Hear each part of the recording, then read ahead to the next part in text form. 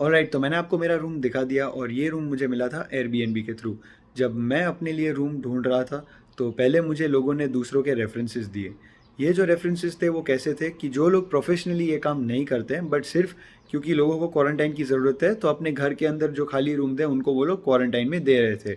अब ऑब्वियसली ये लोग जो थे वो इंडियन थे और इसलिए मुझे रेफरेंस के थ्रू मिला और इससे फ़ायदा ये था कि अगर वो इंडियन है तो उनके यहाँ पे इंडियन फूड बन रहा होगा और वो आपको इंडियन फूड दे सकते हैं। बट प्रॉब्लम ये हुआ था कि जब मैंने उनसे बात की तो मुझे पता चला कि वो $650 बोल रहे हैं मुझे एक मतलब एक क्वारंटाइन के पीरियड के लिए, विच मीन्स जो बाकी के 11 दिन होते हैं उसके लिए। वो मुझे जब बोल रहे थे तो $650, मेरे दोस्त ने उनसे बात की तो उन्होंने $600 आसपास करके दिया। बट फिर भी वो बोल रहे थे कि रूम में दो और लोग भी होंगे। अब ये अगर दो लोग और होंगे और वो ऐसे भी नहीं कि जो मेरे साथ ट्रैवल कर रहे हैं तो हमें प्रॉब्लम हो सकता है। तो मुझे बिल्कुल वो चीज़ ठीक नहीं लगी, इसलिए मैंने वो आइडिया ड्रॉप किया। इसके अलावा भी मेरे कुछ फ्रेंड्स के साथ बहुत ख़राब एक्सपीरियंस हुए हैं ऐसे प्राइवेट इंडिविजुअल्स के वहाँ पे, जब वो क्वारंटाइन के लिए गए हैं तो ओवर चार्ज करते हैं छोटी छोटी बातों पे, मतलब टर्म्स एंड कंडीशंस बदल देते हैं। एक तो मेरी फ्रेंड थी उसके साथ स्कैम भी हो गया था, कुछ कुछ हुआ और फिर उसको पैसे शायद वापस दे दिए थे उसने, लेकिन फिर उसने चीटिंग किया था इसके साथ। और ये भी बोला कि एयरपोर्ट तक पिकअप, ये तो तब की बात है जब होटल नहीं हुआ करती थी 3 दिन की। तो उसको बोला था एयरपोर्ट से पिकअप आएगा तो उसके लिए इतने चार्जेस ये वो। तो ये क्या होता है कि मील्स जो वर्ड है वो सुन के हमें टेम्पटेशन आ जाता है कि हम ठीक है यार $100-200, लेकिन खाना पीना तो टाइम से मिल जाएगा। बट इसमें क्या होता है कि यहाँ पे कोई रेगुलेटेड अथॉरिटी नहीं है इनको बताने के लिए कि भाई ये चलता है ये नहीं चलता है। अगर एक छोटे से रूम में आप लोगों को ठूस रहे हो और बोल रहे हो कि $600-700, और वो भी ऐसे टाइम पे, कोविड के टाइम पे, तो ना ही तुम रूल्स तोड़ रहे हो बट तुम दूसरों की जो सेफ्टी है उसको भी आप सेक्रीफाइस कर रहे हो, उसको भी रिस्क पे ला रहे हो। तो मुझे ये चीज़ ठीक नहीं लगी, इसलिए मैं इस ये एयरबीएनबी के थ्रू यहाँ पे आया। अब ये जो मेरा रूम था उसका मुझे रेंट हुआ था, I mean total total payment मेरा हुआ था $433। और इस $433 में $50 क्लीनिंग फ़ीस थी। और ये उन्होंने बाद में ऐड की, जब मैंने उनको इन्फॉर्म किया कि मैं क्वारंटाइन के लिए घर देख रहा हूँ तो उन्होंने $50 ऐड किया और बोला कि रूम को सैनिटाइज़ करने के लिए, एक्स्ट्रा सैनिटाइज करने के लिए $50 उसको देने पड़ेंगे क्लीनर को। भी में फ़ायदा ये रहता है कि आप यहाँ पे जब रहते हो तो वो जो होस्ट होते हैं वो कई बार साथ में ही रहते हो और कुछ प्रॉब्लम होता है तो आप उनको बता सकते हो। और ये जो होता है वो एयरबीएनबी के थ्रू होता है तो आपकी पेमेंट जो होती है वो भी सिक्योर होती है। ऐसा नहीं कि आपने किसी को पैसे दे दिए, अकाउंट में कुछ भी करके ट्रांसफ़र करा दिए और फिर वो इंसान कौन है, कहाँ पे गया, कुछ मालूम नहीं आपको इंडिया में बैठे बैठे। तो वो थोड़ा रिस्की हो जाता है। तो मैं आपको बता दूं कि अगर आप एयरबीएनबी कर रहे हो तो क्या क्या आपको चीज़ें ध्यान में रखनी चाहिए। तो सबसे पहले डेट्स, ऑफ कोर्स दिन आप जो है कैलकुलेट कर दो आपके ठीक से। हो सके तो 1-2 दिन और एक्स्ट्रा कर दो ताकि आप लास्ट की जो टेस्ट होती है उसमें थोड़ा सा भी डिले हो जाए तो आपके पास रहने के लिए टाइम है। तो डेट सबसे पहले आपकी देख लो। दूसरी बात, जो भी घर आप देखोगे उसमें पूरी एमिनिटीज़ जो है वो नीचे लिखी होगी। तो नीचे डिस्क्रिप्शन में जाओ, जो भी एमिनिटीज़ आपको दिखती है उसको आप देखो, वहाँ पे कौन सी चीज़ें हैं कौन सी नहीं है, क्या क्या चीज़ें वो प्रोवाइड करते हैं। उसके अलावा हाउस रूल्स है वो भी लिखे होंगे, हाउस रूल्स क्या है। तो हाउस रूल्स एक बार देख लो आप कि आप इन रूल्स में रह पाओगे या नहीं रह पाओगे।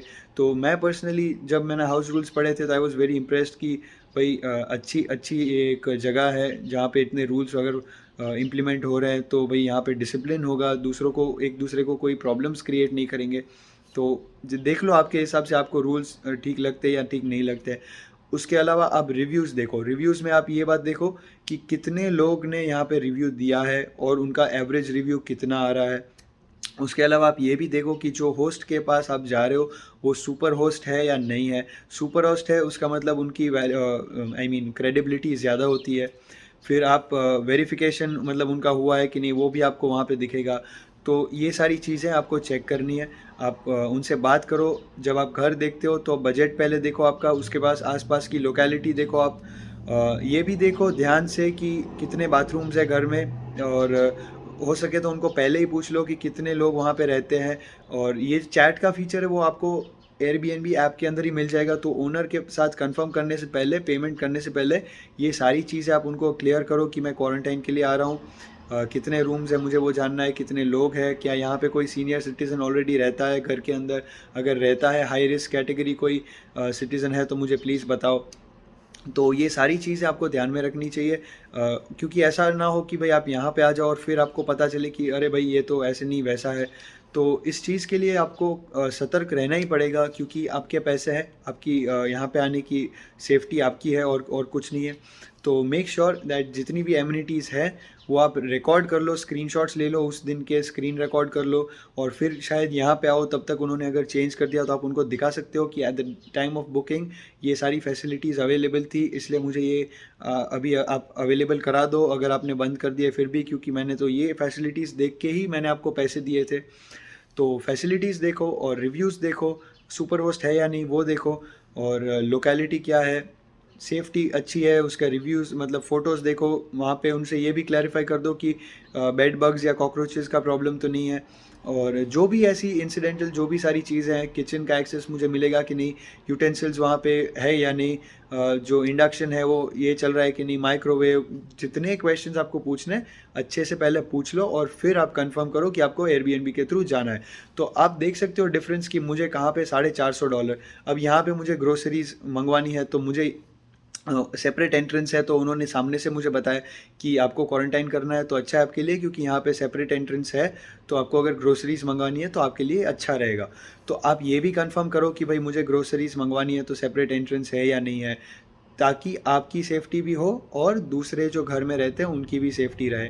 तो ग्रोसरीज़ का ज़्यादा से ज़्यादा अगर मेरा खर्चा होगा, अभी कहाँ $650, कहाँ $450, 11 दिन में मैं $200 की तो ग्रोसरी नहीं मंगवाने वाला हूँ।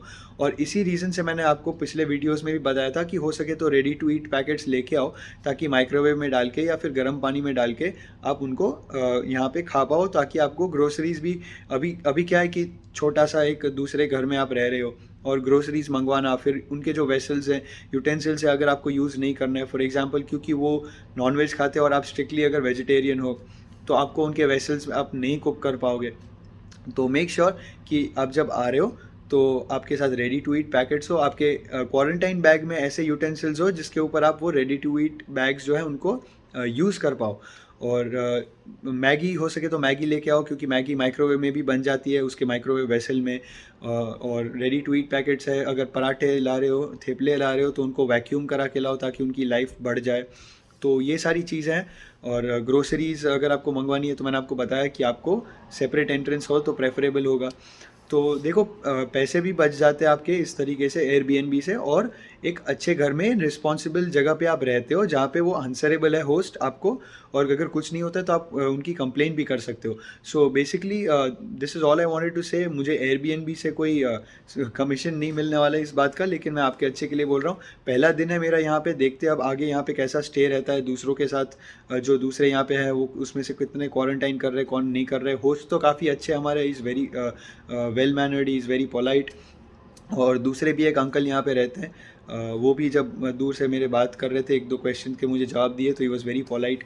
So let's see how it goes ahead, and all the best, and make sure that you decide after thinking 10,000 times as much as you can, because in the end this is your money and your safety. So all the best to you guys.